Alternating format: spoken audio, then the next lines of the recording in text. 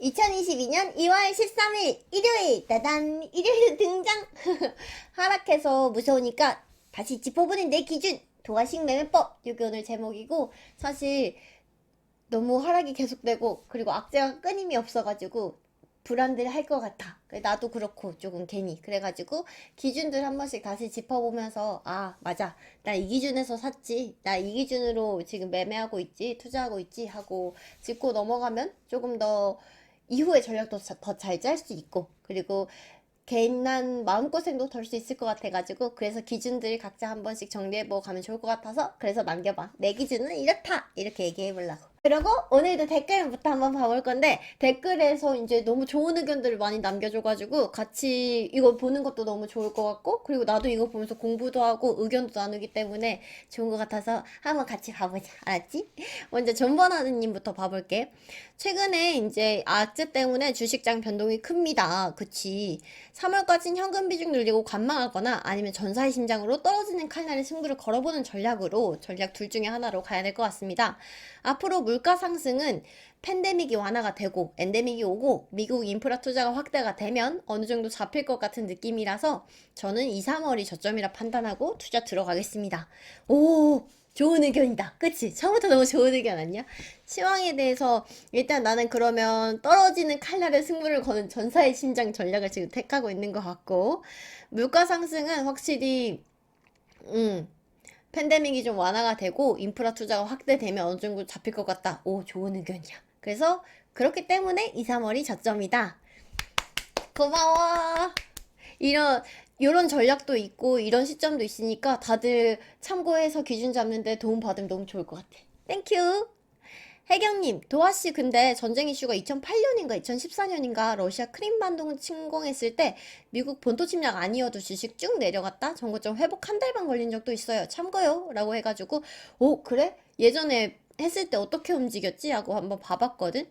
그래서 일단은 2014년도 크림반도 침공했을 때 요때를 봤는데, 이때 어떻게 영향을 받았나? 3월에 일단은 이뤄졌다고 하는데 요때는 오히려 고점에 있었기 때문에, 그래, 그 전에 전쟁 이슈 막 터진다 하면서 그러면서 그때 하락을 맞았겠지. 그래갖고 요 전에를 봤더니 고점에서부터 저점까지 한 6%? 요 정도밖에 안 돼. 그럼 TQQ로 봤을 때도 뭐 3배니까, 그치?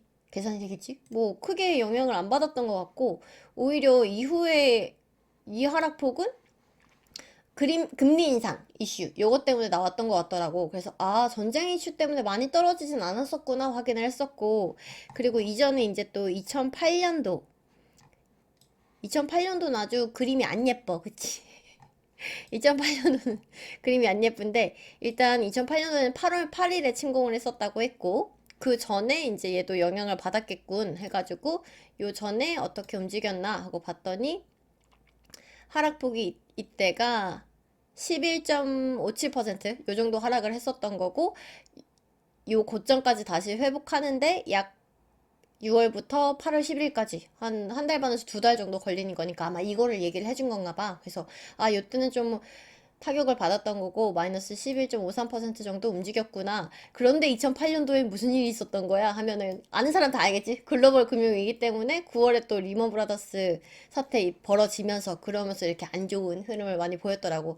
그래서 이걸 종합해서 봤을 때도 아, 전쟁 이슈보다는 오히려 금리 인상이라든지 미국 본토에 대한 그런 문제를 더 심각하게 생각을 하는구나 라는 판단이 들어서, 그러면 금리 인상 이슈 문제가 지금 하락폭에 들어가지 않았나? 반영이 안 됐나라고 생각하면은 나는 그것도 반영이 됐다고 생각을 하거든. 그래서 이걸 종합해서 봤을 때 더더욱 판단이 드는 건 박스권이겠구나 라는 생각이 들었어. 고마워. 덕분에 어떤지 한번 찾아보고 조금 더 기준 잡는 데 도움이 됐어. 땡큐. 그러고 보고 횡보하면 좋겠지만 바닥 밑에 지하실로 갈까봐 걱정되네요. 그치? 그래서 지금 나도 박스권이라고 생각은 하지만 이 아래 지하실에 대한 대비도 세워놓긴 했어. 아, 요 아래 저점에 온다면은 여기서 이제 포인트를 잡아서 대응하면 되겠다 하는 포인트 잡아놨으니까는 이따가 또 마저 같이 봐보자. 네, 그 다음 마이크씨님 TQQQ 저점 예언 한번 해볼게. 3월 17일 43.32달러 아님 말고 라고 해줘가지고 어허 그래? 이래가지고 지금 여기다 표시해놨어. 3월 17일 온다 했다 마이크씨님이 이래가지고 표시해놨고, 그러면 여기가 어느 정도 선이냐 봤더니 12,500포인트? 요 정도 선인 것 같아. 12,000, 13,000 그 사이를 본 것 같은데 나는 여러 가지 이슈를 종합해서 봤을 때도 지금 박스권 안에서 움직일 거라는 생각이 변함이 없기 때문에 3월을 금리 인상 이전에 간다 하더라도 요 박스권 안에서 움직일 거다. 그래서 한 48.8달러? 여기를 잡아놓게. 대결이다! 3월 17일에 보자! 그리고 만약에 내가 여기서 잘못 봤다 하면 이 다음에 오는 데는 요 아래라고 생각하거든. 시즌2 라인 끝에. 그래서 그치만 난 내가 잘 봤다고 생각해. 그래서 여길 것 같아. 대결이다! 한번 봐볼게. 그리고 보조지표, 보조. 그렇지. 보조지표는 정말 보조로만 써야 해. 그 다음 포유 환율연구소님, 지난 1월 초 현재 주가지수 하락은 예상되지 않았나요?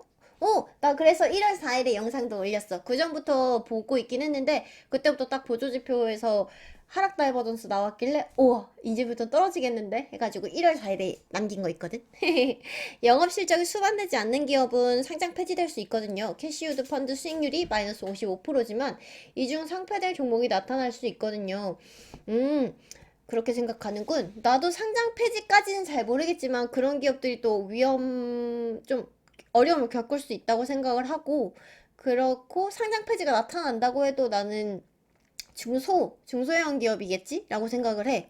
그래서 뭐 S&P 500에 들어가 있는 기업들이라든지 아니면 나스닥 지수들에 포함되어 있는 기업들이 상장 폐지될 거는 내 생각에는 좀 과한 생각인 것 같아가지고 그렇게 생각하진 않고, 오히려 그러면 좀 어려움을 겪게 되는 중소형 그런 기업들은 큰 기업의 인수합병 얘기가 나오지 않을까 하는 생각을 조심스럽게 해가지고, 그러면 인수합병을 할 때 이득을 볼 수 있는 데가 어딜까 라고 생각을 했더니 금융주다 해가지고, 그래서 파스를 또 선택을 해가지고 거기에도 지금 투자를 하고 있고, 이번에도 파스가 그래서 선택을 잘한 게 이런 장에서도 아주 좋은 흐름을 보여주면서 익절도 하게 해주고, 그리고 다시 이제 또 물타기도 하게 해주고 그러면서 가고 있어.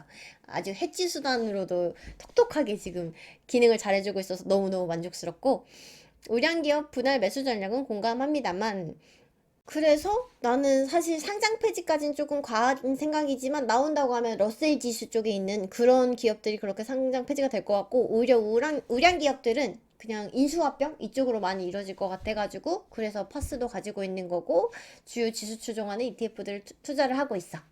그래서 이런 생각들이 가지고 있긴 하지만 굳이 남기지 않는 이유는 나보다 훨씬 시황 잘 보고 인사이트 좋은 사람들 많은데 나까지 굳이? 그래가지고 그냥 이 정도는 혼자 생각하면서 그냥 대응을 하고 있는 거야. 이렇게 의견 남겨줘서 고마워. 그래서 한번 나도 얘기해봤다. 그러면 또 저점은 전 일봉에 비해 상당한 거래량과 아주 큰 장대 양봉이 나올 때입니다. 데드캣은 적은 거래량으로 양봉이 나올 때. 바닥 감으로 들어가면 안 돼요. 1년 이상 물림. 그치, 맞아. 바닥 감으로 들어가면 안 돼요. 이건 나도 완전 동감해. 그리고 저점은 전일봉에 비해 상당한 거래량과 아주 큰 장대 양봉이 나올 때라고 얘기해줬는데, 내가 요거 보려고 거래량도 다시 켰어. 그래서 봤을 때 지금 보니까 요때가 확실히 전일에 비해서 거래량이 많이 늘었고 긴 장대의 양봉이 나왔지. 그럼 그거 따져봤을 때도 24일 요 날이 저점이었던 거 맞네? 그치? 바닥이었던 거 맞지? 여기서 패닉바이 하길 잘했군. 나는 요때 사실 장중에 MDD가 이전 2012년도? 그때만큼, 15년도, 그때만큼 이제 떨어지는 거 보고, 와, 이건 사야겠다 이래가지고 들어갔던 거긴 하거든? 그래서 지금도 이거는 바닥이다 생각이 변함이 없어. 근데 이렇게 거래량으로 보는 기준도 되게 좋은 것 같아. 다들 참고해봤으면 좋겠다 하는 거 있고, 전쟁 이슈도 있지만 결국은 긴축의 주가를 끌어내리는 것 같네요. 나도 2008년도하고 2014년도 전쟁 이슈가 어떻게 영향을 미쳤나 보니까 결국에는 긴축이 더 문제인 것 같아. 맞지? 그런 거고, 불주 마이너스 46% 마이너스 4천만 원. 더 못 견디겠어. TQ는 마이너스 18% 마이너스 330만 원. 남은 현금은 3,800이다. 불주는 추매에도 별 차이 없어서 TQ 비중 늘리려고 조금 매수했었는데 한 1,000만 원 추가하려고 했는데 그냥 아무것도 안 할래. 부정적인 글들이 많이 보여서 기분이 더 안 좋아. 그냥 전쟁 나고 다 없어져 버렸으면 좋겠다. BJK BJK! 근데 이때까지 내가 계속 달아주는 것들 계속 보면서 이제 우리 같이 얘기하면서 왔는데, 보니까 내 영상을 안 봐, 이 친구.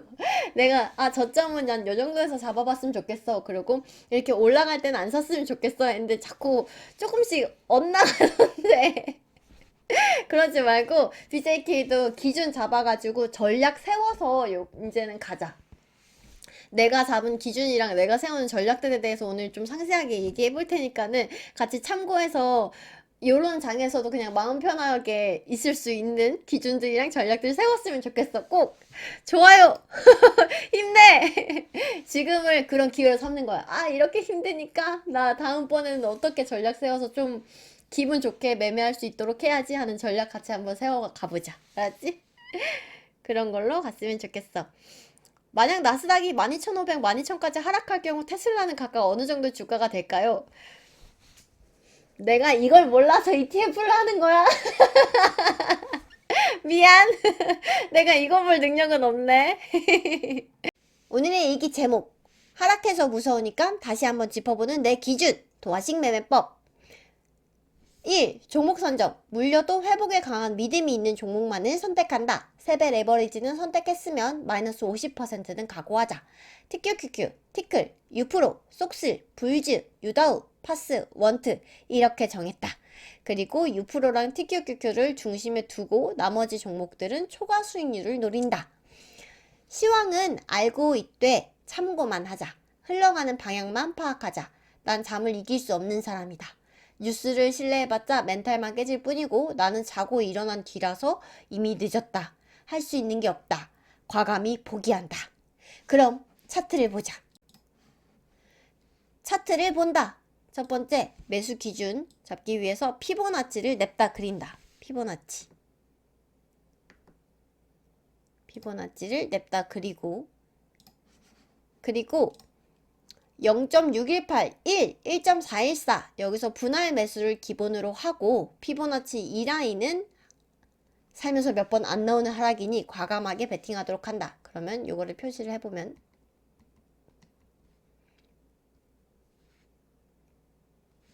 일단 0.618, 1, 1.414, 2 여기는 이제 괜찮다라고 생각을 하고 나는 잠을 자야 되는 사람이니까 구간에다가 베팅을 한다. 베팅? 구간에다가 이제 정해놓고 여기서는 분할 매수를 한다라고 정해놓는 게 0.5에서 0.618 그리고 1라인도 해가지고 구간 1.272에서 1.414 구간 2라인 여기쯤 왔을 때도 이 안에서도 이 구간에서도 이제 분할 매수 충분히 하면서 들어가도록 하고 그리고 보조지표들의 쌍바닥, 쌍봉을 함께 매수의 기준으로 삼도록 하자. 그러면 스토캐스틱을 메인으로 봤을 때 일단 여기서 볼 수 있는 거는 쌍바닥, 쌍봉 이런 거를 중요하게 생각한다. 장기도 그렇고 중기도 그렇고 쌍바닥, 쌍봉, 쌍바닥, 쌍봉 요런 거를 중요하게 생각해가지고 매수를 하도록 하고 내가 원하는 주가로 들어왔을 때 보조지표를 참고해서 지금이 살만한 자리인가? 요거를 같이 판단을 하고 구매를 한다. 그래서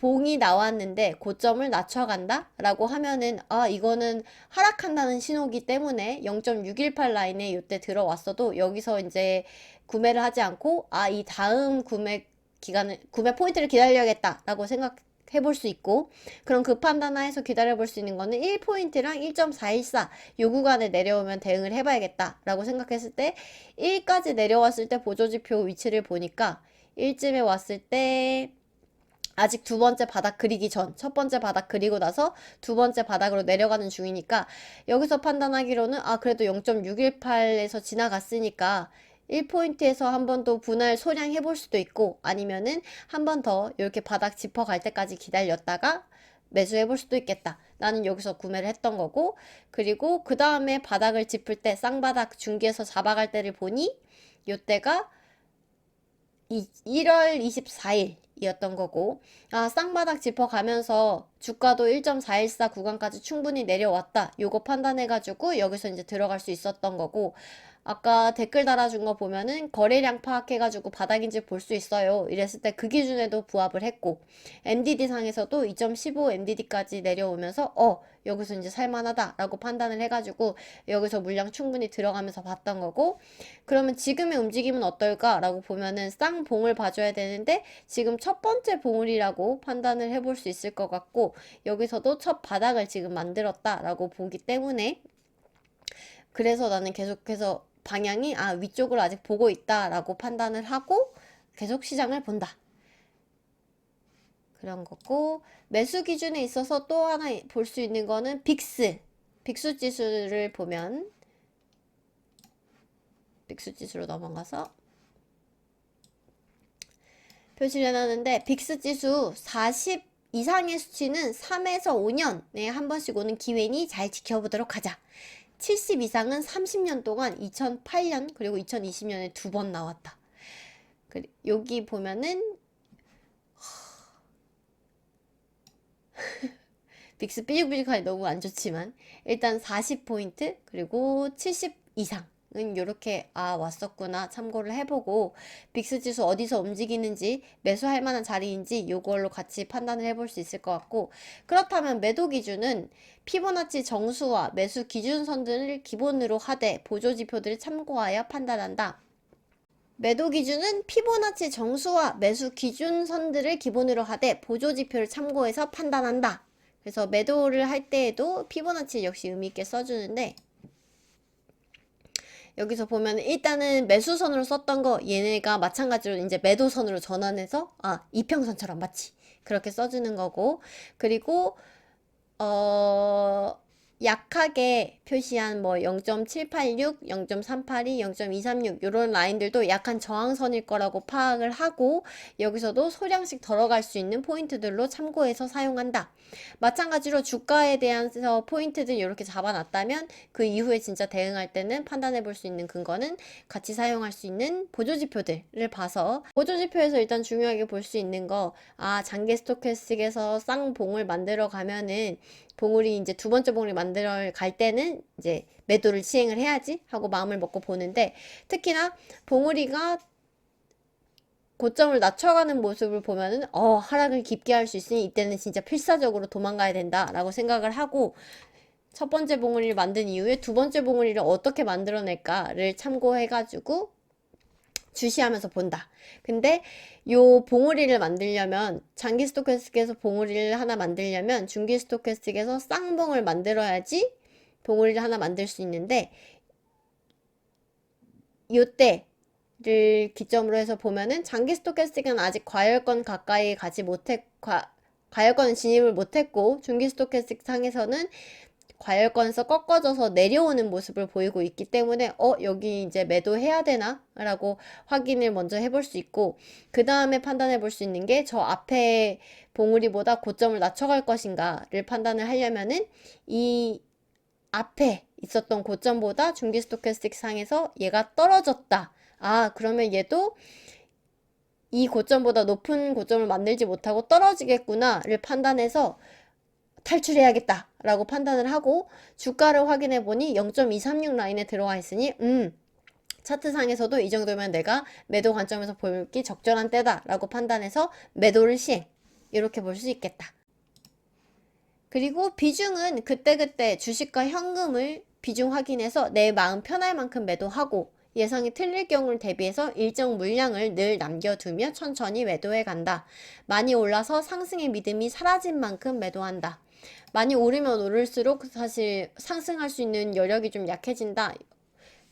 추세선 상단에 있는 건 악재다라고 판단을 하기 때문에 상승에 대한 믿음이 사라지는 만큼 매도를 하고, 그리고 하락이 예상이 되고 그쪽이 너무 확고하고 자신이 있다라고 하면 전량 매도를 하는 대신 차라리 인버스 해지를 하자. 평단 이쁘게 만들어 놓은 종목들을 해치지 말고 좋은 자리에서 매수해 나갔다면 그 포지션은 해치지 말아야 된다. 추세 상단에 왔는데 보조지표에서도 그렇고 너무 여기저기서 이제 하락이 강하게 예상이 된다라고 하면은 이제 다 털어야지 하는 예상보다는 인버스를 조금 소량 들어가서 차라리 해지용으로 쓰자. 포지션 이미 잘 만들어 놓은 거 해치지 말자.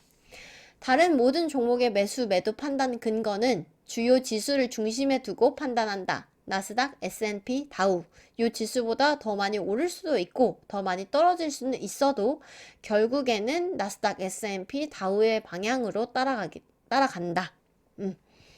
그래서 불즈 같은 경우에도 지금 얘네 힘을 믿어가지고 같이 보는 거고, 선행 지표는 부동산과 중소형 주들이 버텨주는지 확인하고 판단하도록 하자. 선행 지표를 쓸 수 있는 거 빅스 같은 경우에는 매수 기준을 썼었고, 그리고 선행 지표로는 부동산인 DRN 지수가 추세를 잘 지켜가는지, 그리고 TNA도 지지선을 잘 지켜가는지를 봐서 판단을 하도록 하자. DRN 같은 경우에는 내가 모르는 시장에 어떤 위협이 있는 거를 먼저 감지하고 추세를 깨고 내려가고, TNA 같은 경우에는 하락이 예상될 때 가장 먼저 돈이 빠지는 곳이다.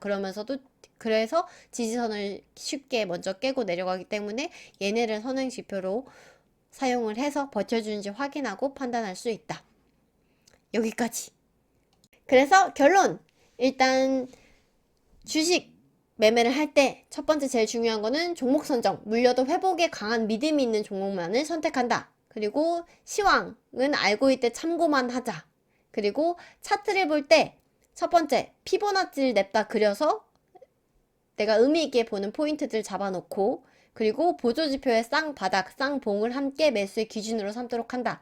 특히나 고점을 뭐 낮게 잡아가는지 저점을 높게 잡아가는지 이런 다이버전스들도 굉장히 의미 있게 보면서 같이 참고하도록 하고, 매도 기준은 피보나치 정수와 매수 기준선들을 기본으로 보조지표들 참고해서 판단한다. 비중은 그때그때 주식과 현금 비중을 확인해서 내 맘 편할 만큼 분할 매매하자.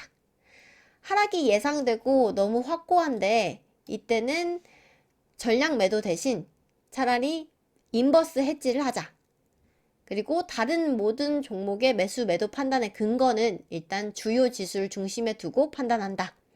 선행 지표는 부동산과 중소형 주들이 버텨주는지 확인하고 판단하도록 하자. 그러면 기준 이렇게 세우고 다시 차트를 한번 보자. 일단 TQQQ 냅다 피보나치 그리고 여기서 이제 주가 여기서 대응해야지 하는 애들 표시해놓고, 이 라인은 너무 아래라서 나오지도 않으니까 표시 안하고 일단 참고만 하기로 하고, 보조지표를 보러 가자. 지금 어떤 상황이냐, 보조지표에서 어떻게 얘기를 해주고 있나 라고 봤더니 일단 장기 스토캐스틱 아래에서 위로 올라가는 중이었는데 옆으로 지금 보내고 있는 모습 보이는 거고, 중기 스토캐스틱은 여기서 첫 봉우리를 만들었다 라고 생각이 들고, 왜냐면 단기에서 삐죽삐죽 이렇게 두 번 깔끔하게 해줬으니까, 그럼 이 다음에 어떻게 진행이 될까 라고 보면 일단 단기 아래를 향하고 있고 중기도 역시 아래를 향하고 있는데, 여기서부터 이제 골짜기를 한번 만들고 그 다음에 이제 올라가겠지. 그러면 중기하고 단기하고 다 아래로 내려가고 있다. 그렇게 되면은 얘가 올라가는 힘, 그래서 지금 줄어들어서 옆으로 보내고 있는데, 하락폭도 지금 여전히 조금 남은 걸로 봐서는 꺾일 가능성이 있겠다라고 보여지는 거고, 여기서 그런 경우에 얘가 이렇게 좀 그래도 한 번 더 바닥을 만들고 가는 게 합리적으로 보이는데, 그러면 여기를 지금 쌍봉으로 봐줘야 되는데 이걸 쌍봉으로 봐줘야 되나? 라고 생각해서 확대를 해서 KDJ를 한번 보러 가자. KDJ로 보니까 쌍봉으로 봐줘야겠네. 딱 보이네. 쌍봉으로 딱 보이는 거 있고, 그러면 얘를 스토캐스틱 첫봉이라고 생각을 했지만 이거 쌍봉이 나왔다고 생각을 하고, 그럼 이 다음에 기다려줘야 될 건 쌍바닥을 찍으면서 다시 한번 얘가 이미 얘는 이제 방향을 틀었다 생각을 하고, 튼다라고 감안을 하고 다시 이제 바닥 잘 만들어 가는 거, 요거를 바라볼 수 있겠다. 그렇게 생각을 해야 될 것 같고, 저점을 높여가면서 조금 상승하는 힘, 중기에서 저점을 높여가면서 쌍바닥을 만들어서 얘도 마찬가지로 저점 높여가는 좋은 다이버전스 보이면서 상승하는 힘을 오히려 잘 받아갈 수 있는 게 지금 최선으로 바라볼 수 있을 것 같고, 그리고 단기적으로도 중기적으로도 지금 떨어진다라고 얘기를 하고 있으니 지금 장기적으로도 별로. KDJ 상에서 보면은 여기서는 아예 꺾은 거 보이네. 아예 지금 장기도 아래 향하고 있고 중기도 아래, 단기도 아래 향하고 있으니까는 아, 하락은 하겠다. 어쨌든 하락은 있을 것 같고 여기서 이제 빨리 얘가 다시 쌍바닥 짚고 올라오는 모습 보여줘야지 이렇게 잘 돌릴 수 있을 것 같고, 하락폭이 깊어진다 하면 그건 위험하지만 일단은 그거 참고해 볼 수 있을 것 같고, 그나마 지금 그래도 다행으로 보이는 거는 단기에서도 그렇고 중기에서도 그렇고 하락폭이 엄청 크게 남진 않았다는 거, 그거는 다행으로 생각해 볼 수 있을 것 같고, 그렇게 봤을 때 요거를 감안해 가지고 다시 차트를 보면 하락을 하겠다라고 얘기를 하니 하락을 하긴 할 것 같은데, 그래도 깊은 하락은 안 할 것 같고 다시 한번 요 박스권 하단 쌍바닥 확인하고 가는 형태, 요런 게 되지 않을까 라고 예상이 되네. 그러면은 금요일에 잘못 썼나? 바닥 한번 확인할 때 더 살 걸 그랬나? 하고 생각해보지만 그래도 저 때가 사실 내가 판단했던 저점이었고 1.27이 라인이었으니까 뭐 잘 샀지. 이 구간 어차피 내가 타겟팅하고 있는 구간이니까 잘 샀던 것 같고, 보조지표를 조금 더 꼼꼼히 보니까 지금 별로 그렇게 좋은 흐름은 아니었던 거고 바닥을 한 번 더 잡아가는 모습을 보이겠구나 라고 보여지는 거 있네. 그렇게 보여지는 거 있고, 그렇게 되면은 나는 대응을 그래도 어차피 이전에 요 라인에서 한번 샀고 그리고 여기서 한번 샀고, 그러니까는 여기까지 내려온다라고 해도 더 대응할 거 없이 그냥 일단은 더 기다릴 거고, 그렇게 보면 적절할 것 같아. 그럼 U%도 한번 봐볼게. U% 같은 경우에는 어떻게 볼 수 있을까? U%도 지금 내가 잡아놨던 거 여기 피보나치 그어서 아, 주가는 여기쯤 왔을 때 적절하게 대응을 해봐야겠다 라고 이제 밑그림을 그려놓고 마찬가지로 한번 봐보자 라고 했을 때, 일단은 아래에서부터 또 바닥 만들어서 이제 올라오는 중이었는데 기울기 지금 상당히 위쪽에서부터 방해받고 있는 모습 보이고, TQQ는 아예 옆으로 보내는 방향이었는데 얘는 뭐 그 정도까지는 아닌 것 같기도 하고 조금 애매해. KDJ 늘려서 한번 봐야 될 것 같고, 그러면은 얘도 마찬가지로 요거는 첫 봉우리라고 생각을 했어. 그리고 여기서도 그냥 깔끔하게 딱 그려주니까 요거는 바닥 이제 골짜기 만든 것도 없었고, 그러면 얘는 첫 봉우리 아닐까? 라고 판단을 해보지만 KDJ 한번 보고 와야지 속이 시원할 것 같아.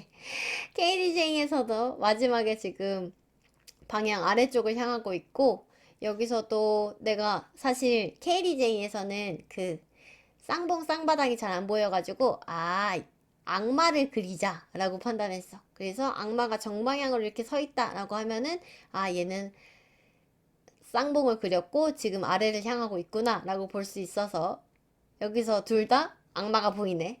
그러면은 그렇게 되면은 거꾸로 된 악마를 그려줘야지 얘네가 올라갈 수 있을 거고, 이 바닥을 한 번 더 그리겠구나 요거를 예상을 해볼 수 있을 것 같아. 여기서도 마찬가지로. 그래도 얘도 마찬가지로 침체권까지 얼마 안 남은 모습 보이는 거고, 근데 중기는 조금 위에 있긴 하네. 요거는 참고해볼 만한 것 같고, 그렇게 되면은 아, U%는 별로 U%도 보조지표상에서 별로 안 좋게 변했다라는 거 참고해볼 수 있을 것 같고, 아, 이게 그런 쌍봉이었구나 라고 참고해볼 수 있겠다. 그러면 이 다음에 그려야 될 거는 쌍바닥일 건데, 요게 저점보다는 높여가야지 그래도 얘가 살짝 떨어졌다가 요렇게 진행할 수 있을 건데, 맞지? 그러면 저점 어디서 찍는지 요거를 주의해서 봐야 될 것 같고, 얘도 마찬가지로 U%도 일단은 중기 단기적으로는 하락이 보이고, 일단은 얘는 TQ보다는 중기가 조금 더 남았던 걸로 보이니까 얘도 그렇게 움직이면 당연히 한 번 더 바닥 확인하고 가겠다는 심산이네. 사실 U% 같은 경우는 여기쯤 왔을 때 또 익절을 하면서 덜어냈던 물량이 있어서 아, 요때 산 거는 저거 익절한 만큼 샀던 거다.